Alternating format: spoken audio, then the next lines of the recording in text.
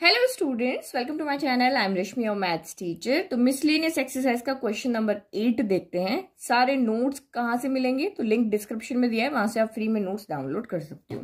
तो पहले क्वेश्चन समझते हैं, उसके बाद एक एग्जांपल देती हूँ ताकि आपको अच्छे से क्वेश्चन समझ में आएगा। Given a non empty set x, एक नॉन एम्प्टी सेट एक्स हमें दिया हुआ है। तो लेट कि मैंने एक सेट एक्स लिया जिसमें दो एलिमेंट है, 1 है एंड 2 है। कंसिडर पी एक्स, कंसिडर हमें क्या करना है? पी एक्स, पी एक्स का मतलब क्या है? Which is the set of all subsets of x. तो जितने भी इस सेट के सबसेट्स बनेंगे उन सारों का अगर आप सेट बना दो तो उसको हम पावर सेट कहते हैं। तो उस पावर सेट को उन्होंने पी एक्स से डिनोट किया है। तो पी एक्स के अंदर कौन कौन आएगा? तो हमारे यहाँ पे क्योंकि सेट की फॉर्म में लिखना है, पहले 5 आएगा, फिर हम सबसेट्स बना रहे, इसका 1 हो गया, फिर आपका यहाँ पर 2 हो गया, फिर आपका 1, 2 हो गए। बस इसके 4 ही सबसेट बनेंगे, 1, 2, 3, 4। तो ये px जो है वो जो भी सेट है उसके सबसेट्स का जो सेट है। Define the relation R in px। आपको इस px के अंदर कोई रिलेशन यहाँ पे दिया हुआ है। वो रिलेशन क्या है? For subsets. तो सबसेट से हमें लेना है ए and be in P x, कि यहाँ पे कोई भी एलिमेंट ले लो, चाहे इसको आप ए ले लो, इसको आप यहाँ पे बी ले लो, तो ये दोनों आपस में रिलेटेड होंगे। कब रिलेटेड होंगे? ए रिलेटेड टू बी होगा कब? If and only if A is subset of B. अगर ए सबसेट है बी का तभी वो आपस में रिलेटेड है, अदरवाइज वो रिलेटेड नहीं है। जैसे देखो यहाँ पे ए रिलेटेड टू बी है क्योंकि 1 जो है वो इसके अंदर है, तो क्योंकि ये जो एलिमेंट है वो इसका सबसेट है ना, जैसे 1 इसका सबसेट है, सेम यहाँ पे भी ये मेन आपका यहाँ पर एक्स है तो ये इसका सबसेट है, ये भी इसका सबसेट है, ये भी इसका सबसेट है।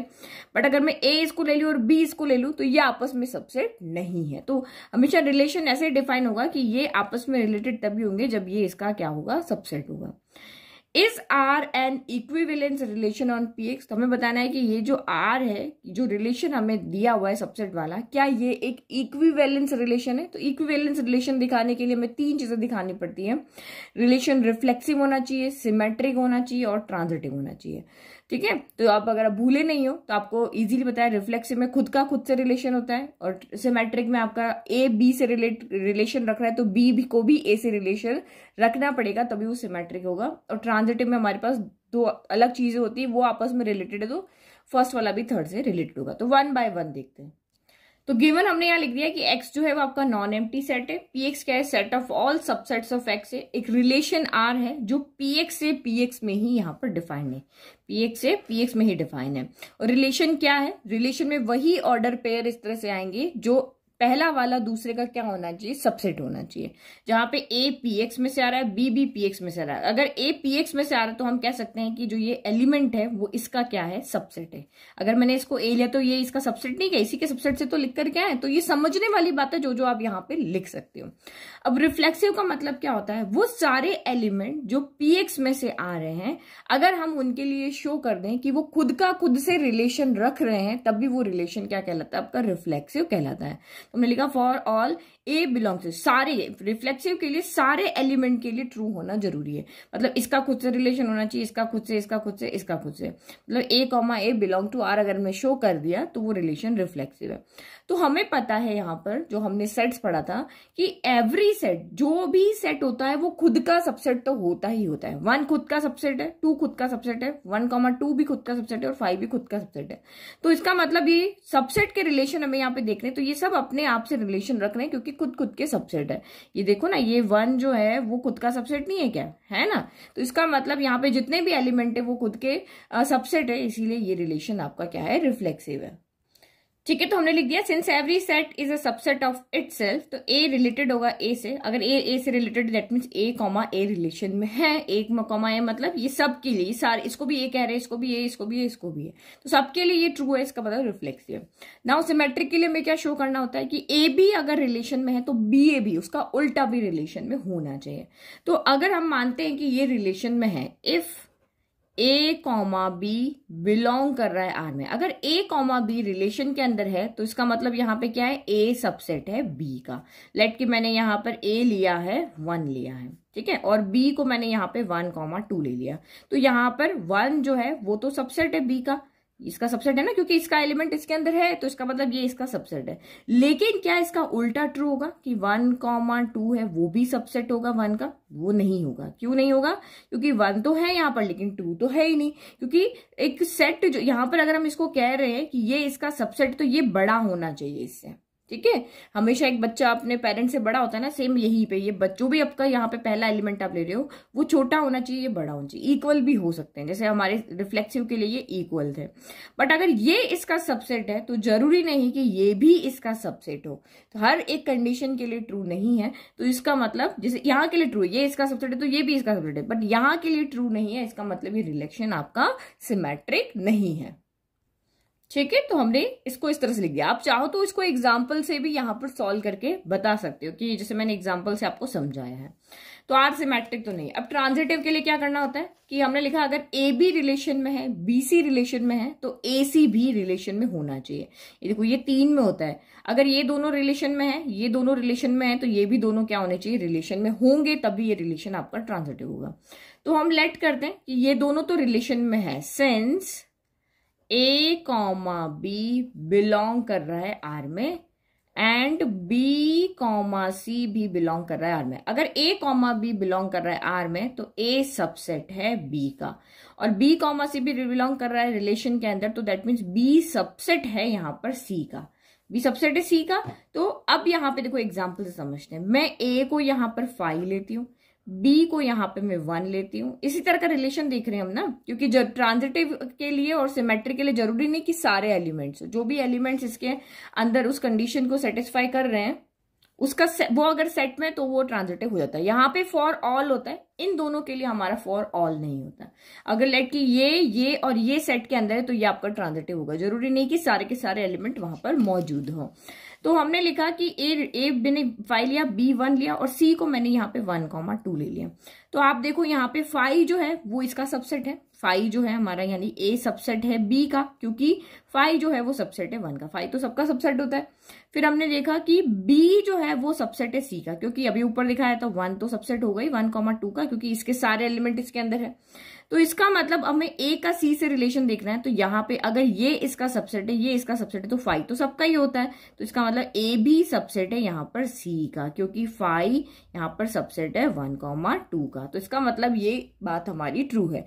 अगर ये दोनों आपके आपस में रिलेटेड हैं तभी आपका ये रिलेटेड होगा। तो ये भी ट्रू आ रहा है, ये भी ट्रू आ रहा है, तो ये भी हमारा ट्रू होगा। तो बस अब हमें यहाँ पे शो करके दिखाना है। एग्जाम्पल से तो आपको समझ में आ गया, बस लिखना है। ठीक है, तो हमने यहाँ पे लिख दिया कि ये है तो ये भी होगा, that means A comma C relation में होगा तो ये आपका ट्रांजिटिव है। तो हमने क्या कहा, रिलेशन हमारा रिफ्लेक्सिव तो है, ट्रांजिटिव भी है, लेकिन सिमेट्रिक नहीं है। सिर्फ एक नो हो गया, दैट मीन्स ये रिलेशन आपका इक्विवेलेंस रिलेशन नहीं, क्योंकि इक्विवेलेंस के लिए तीनों होना जरूरी है। ठीक है, तो अच्छा क्वेश्चन था, इजी था, हमें समझ में आ गया। नाउ नेक्स्ट क्वेश्चन नंबर देखो अब 9। क्वेश्चन 9 देखो अब, given a non empty set x, x हमें कोई नॉन एम्प्टी सेट दिया हुआ है, consider the binary operation star. अब यहाँ पे बाइनरी ऑपरेशन का क्वेश्चन है, अभी हमने इक्विवेलेंस का किया।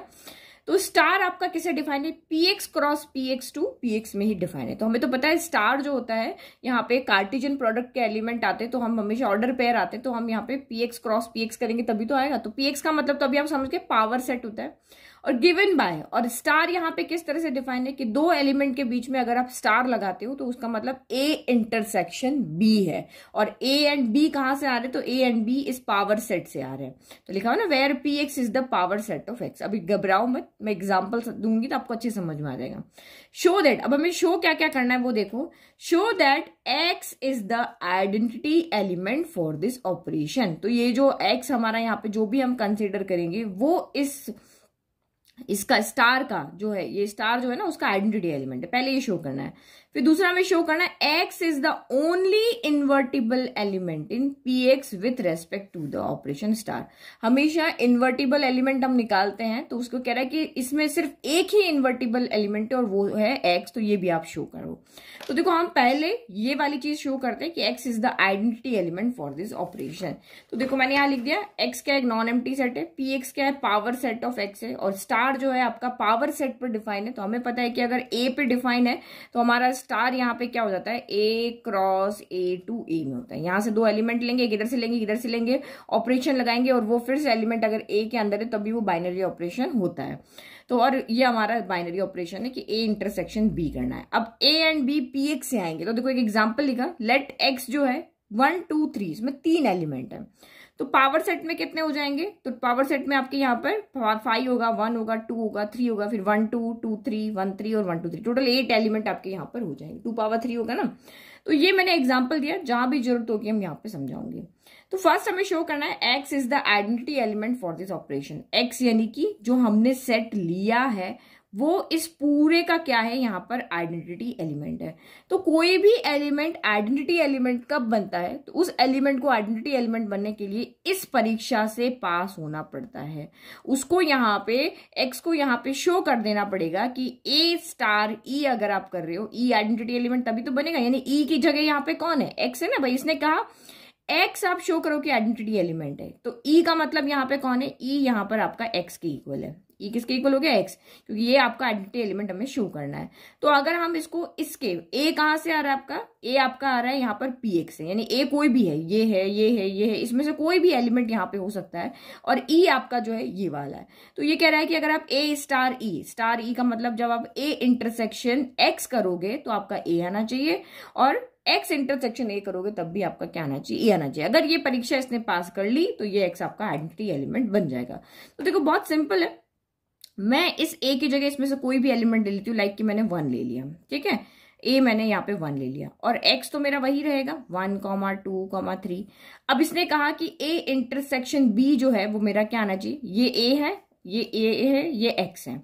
तो ए इंटरसेक्शन जो एक्स है वो मेरा यहाँ पर ए ही आना चाहिए, तो ऑब्वियसली वही आएगा। देखो ये 1 है और इसमें आप इंटरसेक्शन करो 1 2 3 के साथ में, तो ये एलिमेंट तो इसके अंदर है ना, ये वाला एलिमेंट इसके अंदर क्या नहीं है ना। तो इसका मतलब इसका आंसर जो दोनों में कॉमन है, यही कॉमन है, इन दोनों का तो कोई काम ही नहीं है, तो ये किसके इक्वल आएगा, 1 के।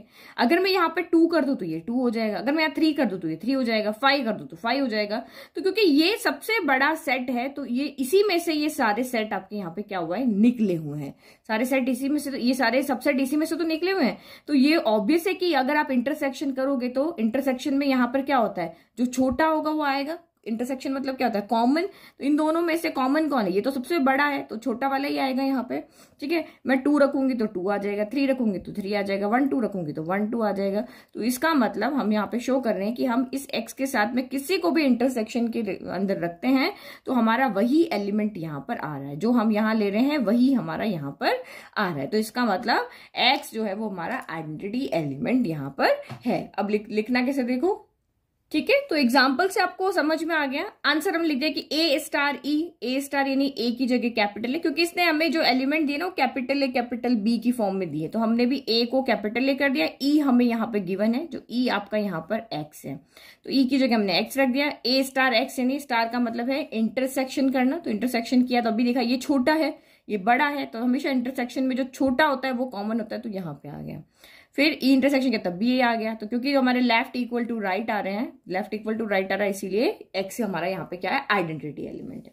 अब दूसरी बात हमें यहाँ पे क्या शो करनी है कि जो आइडेंटिटी एलिमेंट हमारे पास आया है ओनली वही जो है वो इन्वर्टिबल एलिमेंट है पी एक्स का। हमें ये शो करना है कि एक्स जो है वो सिर्फ एक ही इन्वर्टिबल एलिमेंट है इस सेट के अंदर, तो ये भी हम शो कर देते हैं। तो अब ये शो करते हैं कि x जो इन्वर्टिबल एलिमेंट है, तो कोई भी एलिमेंट इन्वर्टिबल एलिमेंट कब कहलाता है, जब वो इस डेफिनेशन को फुलफिल करता है। जैसे आइडेंटिटी एलिमेंट के लिए ये परीक्षा से पास होना पड़ता है, वैसे ही अगर किसी एलिमेंट को इन्वर्टिबल एलिमेंट बनना है तो ये परीक्षा से पास होना पड़ता है। एन एलिमेंट ए, कोई भी एलिमेंट जो है उस सेट का वो इन्वर्टिबल तब कहलाएगा जब उसको ए स्टार बी करो, यानी ये इन्वर्टिबल होगा अगर आप उसको बाइनरी ऑपरेशन में लो किसी और एलिमेंट के साथ में जो कि उसी सेट में से आ रहा है, पीएक्स में से आ रहा है, और बाइनरी ऑपरेशन लगा दो और आपका आइडेंटिटी एलिमेंट आ जाए। आइडेंटिटी एलिमेंट तो अभी आपने देखा था क्या था, आपका एक्स था। तो यानी कि ए स्टार बी, यानी कोई भी 2 एलिमेंट आप यहाँ पे लो और उसका इंटरसेक्शन करने पे, क्योंकि हमारा स्टार क्या है यहाँ पे, स्टार दिखा रहा है इंटरसेक्शन बी, तो सेट पीएक्स के आप कोई भी 2 एलिमेंट लो उसका इंटरसेक्शन करो और आपका यहाँ पर आइडेंटिटी एलिमेंट यानी कि एक्स आ जाता है, तब यहाँ पे आपको होगा कि वो एलिमेंट हमारा इन्वर्टिबल एलिमेंट है। तो आप यहाँ पे देखो मैं यहाँ पे स्मॉल ए को कैपिटल ले लेती हूँ और स्मॉल बी को कैपिटल बी लेती हूँ, क्योंकि हमें क्वेश्चन में यही दिया हुआ है। और ई तो है वो आपको पता है यहाँ एक्स है, अभी ऊपर ही हमने शो किया, जो ई क्या है हमारा यहाँ पर एक्स है। तो आप यहाँ पे इसका मतलब क्या हो गया कि a star b equal to e equal to b star a. तो इसका मतलब यहाँ पे क्या हो गया कि हम यहाँ पे देख रहे हैं कि ए स्टार बी जो है वो आपका यहाँ पर आना चाहिए, ई की जगह कौन आना चाहिए, एक्स आना चाहिए, क्योंकि ये आइडेंटिटी एलिमेंट है, और ये बी स्टार ए के इक्वल आना चाहिए। तो इसका मतलब यहाँ पे क्या हो गया कि ए इंटरसेक्शन बी भी आपका एक्स आना चाहिए और बी इंटरसेक्शन ए भी आपका यहाँ पर क्या आना चाहिए, एक्स आना चाहिए। तो अब मेरी बात समझो, हमें दो ऐसे एलिमेंट लेने कि उनका अगर आप इंटरसेक्शन करते हो तो आपका एक्स आना चाहिए। तो एक्स आपका यहाँ पर क्या है 1, 2, 3, इसका सबसे बड़ा सेट है, जो आपने px ले रखा है ना, उसका सबसे बड़ा यहाँ पर जो सबसेट है, या यहाँ पे सेट ऑफ सबसेट्स बना है ना, तो x तो हमारा यहाँ पे जो हमने लिया वो सेट ही लिया था 1, 2, 3। तो इसका मतलब px के अंदर जो 1, 2, 3 है वो सबसे बड़ा है। इसमें सारे में कंपेयर कर दो, ये सबसे बड़ा है। तो सबसे बड़े को सबसे बड़े के साथ ही कॉमन लेंगे या इंटरसेक्शन करेंगे, तभी हमारा यहाँ पर x आएगा, अदरवाइज कैसे आएगा। अगर मैं यहाँ पे देखो, अगर मैंने a इक्वल टू 1 लिया, x इक्वल टू 1, 2, 3 लिया, इन दोनों का इंटरसेक्शन किया तो हमेशा छोटा वाला आ रहा था। लेकिन देखो मुझे यहाँ पे क्या करना है, मुझे इंटरसेक्शन करना है किन्हीं भी दो एलिमेंट का, और मुझे आंसर में 1, 2, 3 चाहिए। तो मैं ये तो कर नहीं सकती, क्योंकि अगर मैं ये करूंगी, एक छोटे को बड़े के साथ करूंगी, तो हमेशा छोटे वाला आंसर आएगा, ठीक है। तो मुझे यहाँ पे क्या करना पड़ेगा, मुझे यहाँ पे करना पड़ेगा ये कंडीशन, जो ये कंडीशन आपको दी हुई है, ये तभी पॉसिबल है कि इधर भी 1, 2, 3 हो और इधर भी 1, 2, 3 हो, यानी कि x का x के साथ ही इंटरसेक्शन करोगे तभी आपका यहाँ पर x आएगा। तो हम इसको x ना लेकर के, क्योंकि ये दोनों एलिमेंट आपके पावर सेट में से आ रहे हैं और e भी इसमें से आ रहा है, तो हम इसको यहाँ पे a कह देते हैं, इसको हम यहाँ पे b कह देते हैं। तो ये कंडीशन तभी पॉसिबल है जब a भी x के इक्वल हो और b भी यहाँ पर क्या हो, x के इक्वल हो। अदरवाइज ऐसी कोई कंडीशन नहीं है कि आप इन दोनों का इंटरसेक्शन या किसी और का इंटरसेक्शन करो तो आपका 1, 2, 3 यहाँ पर आ जाए। तो क्योंकि हमें यहाँ पे दिखाना है कि सिर्फ यही जो है x ही है वो ओनली इन्वर्टिबल है, तो हमने दिखा दिया कि सिर्फ अगर हम a भी ये ले, b भी अगर x के इक्वल है, इन दोनों का ही इंटरसेक्शन 1, 2, 3 आएगा, बाकी किसी कंडीशन में 1, 2, 3 नहीं आएगा। तो हम यहाँ पे क्या लिखेंगे, दिस इज पॉसिबल। ये जो ऊपर कंडीशन है ये वाली, आपका ये वाली जो कंडीशन है, ये तभी पॉसिबल है, this is possible if a जो है b जो है वो यहाँ पे x के इक्वल हो। तो हम यहाँ पे a b अगर x की इक्वल है तभी ये पॉसिबल है कि x इंटरसेक्शन x ही आपका यहाँ पर x के इक्वल आएगा। तो हमें क्या मिल गया, हमें ऐसे दो एलिमेंट मिले जिनका इंटरसेक्शन करने पर हमें x मिल रहा है। तो इसका मतलब पहला वाला आपका क्या कहलाता है, इन्वर्टिबल। ये देखो a star b equal to e है, तो इसमें a जो होगा वो आपका क्या कहलाता है, इन्वर्टिबल। तो यहाँ पे a की जगह पे कौन है, x है ना, तो इसका मतलब आप यहाँ पे क्या लिखोगे, x is the only invertible element in px, और कोई एलिमेंट यहाँ पे इन्वर्टिबल नहीं है, ठीक है। तो बस ये फाइनल आंसर लिख दो और क्वेश्चन हो गया आपका पूरा। ओके, तो ये हमने यहाँ पे लिख दिया। नाउ अब नेक्स्ट देखते हैं क्वेश्चन नंबर 10। ये भी बहुत सिंपल क्वेश्चन है, 1 मार्क का क्वेश्चन है। Find the number of all on to functions from the set 1, 2, 3 up to n to itself. तो आपको यहाँ पे क्या कह रहा है कि ये सेट 1, 2, 3 क्या होता है, नेचुरल नंबर होता है। तो नेचुरल नंबर से आपका नेचुरल नंबर के अंदर यहाँ पे मैपिंग है। तो आपको यहाँ पे दिखाना है कि कितने ऑन टू फंक्शंस यहाँ पे बन सकते हैं, कितने 1, 1 नहीं, क्या onto function. Onto का मतलब इधर वाले एलिमेंट की इधर से क्या हो सकती है, मैपिंग। तो हमने 1 ले लिया, 2 ले लिया, 3 ले लिया, 4 ले लिया, 5 अप टू आपका क्या हो गया, इन्फिनिटी हो गया। फिर 1 ले लिया, 2 ले लिया, 3 ले लिया, 4 ले लिया, अप टू इन्फिनिटी, इस तरह से। तो इधर के एलिमेंट के इधर के साथ यहाँ पे कितने सारी की सारी मैपिंग होगी तभी फंक्शन ऑन टू होगा। तो ये कह रहा है कि आप मुझे नंबर ऑफ ऑन टू फंक्शंस बताओो, क्या क्या नंबर होगा, कितने टाइप के या क्वांटिटी में कितने हम ऑन टू फंक्शंस यहाँ पे बना सकते हैं। तो आप यहाँ पे देखो, हमें लेट की सेट A जो है वो हमारा नेचुरल नंबर का सेट है, जो कि 1, 2, 3 अप टू n है। तो आप यहाँ पे देखो, हमें कोई यहाँ पे फंक्शन बनाने के लिए कोई कंडीशन नहीं दी हुई कि f(x) इक्वल टू अगर यहाँ पे हमारा x+1 है, या ऐसा कुछ नहीं हमें दिया हुआ है, वो हमें अपने दिमाग से देखना है। तो देखो, जब हमें कोई कंडीशन नहीं दी हुई है, कोई इक्वेशन नहीं दी हुई, तो हम सॉल्व क्या करें? तो अगर मैं सबसे पहले 1 के पास आती हूँ, तो ये 1 यहाँ पे कितने नंबर के साथ मैपिंग कर सकता है? अभी ये अकेला आया है, तो अभी जैसे सेलेक्ट करने वाली बात होती है ना, वो तो 1 आया है, तो 1 यहाँ पे सारे के सारे नंबर, जितने भी एन नंबर्स है हमारे पास, यहाँ पे कितने नंबर है? एन नंबर्स है, 1 to n है। तो 1 के पास ऑप्शन है कि ये सब के साथ यहाँ पर मैपिंग कर सकता है। ऑप्शन की बात हो रही, करना इसको एक के साथ में ही है, लेकिन अभी इसके पास 1 के पास अभी कितने ऑप्शन है? तो n ऑप्शन है। फिर अब 2 आया, तो 2 अब यहाँ पे किसके साथ कर सकता है भाई? इसने जिसके भी साथ में मैपिंग कर ली, मान लो x+1 कंडीशन थी, तो 1 आपका 2 के साथ मैपिंग कर लिया। अब यहाँ पे कितने बच गए? तो n-1 बच गए। तो 2 के पास अब एक ऑप्शन कम हो गया, इससे एक ऑप्शन यहाँ पे क्या हो गया? कम हो गया। सेम अगर 3 आएगा, तो 2 पहले से हो चुके हैं, तो इसके पास 2 ऑप्शन कम हो गए। अगर 4 आता है, तो 3 पहले से हो चुके हैं, तो इसके पास 3 ऑप्शन कम हो गए। इसके पास सारे ऑप्शन थे, इसके पास एक ऑप्शन कम था, हमने एक सब्ट्रैक्ट कर दिया। इसके पास 2 ऑप्शन कम थे, ये दोनों ऑप्शन कम थे, इन्होंने मैपिंग कर ली, 2 कम कर दिया। इधर 4 को पास गए, तो इधर में से 3 ऑप्शन कम हो गए, तो -3 कर दिया। ऐसे करते करते करते हम लास्ट तक यहाँ पे जाएंगे। तो जो लास्ट एलिमेंट बचा होगा, वो यहाँ पर, जो यहाँ का लास्ट एलिमेंट बचा होगा, वो एक ही बचेगा ना। करते करते करते सारे हो गए। लाइट की 5 एलिमेंट थे, तो पहला हो गया, दूसरा हो गया, तीसरा हो गया, चौथा हो गया, ये लास्ट बचा। तो लास्ट की मैपिंग किससे हो जाएगी? यहाँ पर जो आपका यहाँ पे लास्ट में बचा होगा उसके साथ हो जाएगी। ठीक है, तो इसका मतलब यहाँ पे क्या हो गया? जो लास्ट है लास्ट, यानी इसमें भी लास्ट बचा, इसमें भी लास्ट बचा, क्योंकि दोनों में एलिमेंट आपके सेम है। तो आपके यहाँ पर टोटल नंबर ऑफ क्या हो जाएगा? Total number of on to फंक्शंस। तो total number of on to फंक्शंस, क्योंकि हमारे पास ये भी लेना है, ये भी लेना है, ये भी लेना है, ये भी लेना है, तो इसका मतलब जब सारे ऑप्शन हमें लेने होते हैं, तो इसका मतलब इनका मल्टीप्लीकेशन होता है। तो n into n-1 into n-2, this and this and this, ऐसे ही चलेगा ना। तो n का मतलब ये हो गया, n-3, ऐसे करते करते जो लास्ट सेकंड बचेगा उसके पास 2 होंगे, फिर 1 होगा, इस तरह से। तो ये सबका जो मल्टीप्लाई है, वही हमारा यहाँ पे number of on to function है। तो एक्चुअल में ये क्या है? आपका फैक्टोरियल n है। क्या है ये? आपका फैक्टोरियल n है। चाहे ऐसे लिखो, चाहे आप ऐसे लिखो, तो ये फैक्टोरियल n है। इसको पूरे को ले 1 2 3 ऐसे करके, ये पूरा क्या है? आपका फैक्टोरियल, यानी कि हमारे पास जो number of on to function है इस कंडीशन के लिए, वो कितने हैं? फैक्टोरियल n है। समझ में आएगा? तो ये 1 मार्क के क्वेश्चन होते हैं, इनको आप अच्छे से समझ लेना और याद भी रखना है। ऐसे अभी आगे क्वेश्चंस आएंगे। तो आई होप आपको तीनों क्वेश्चंस अच्छे से समझ में आए। Thank you.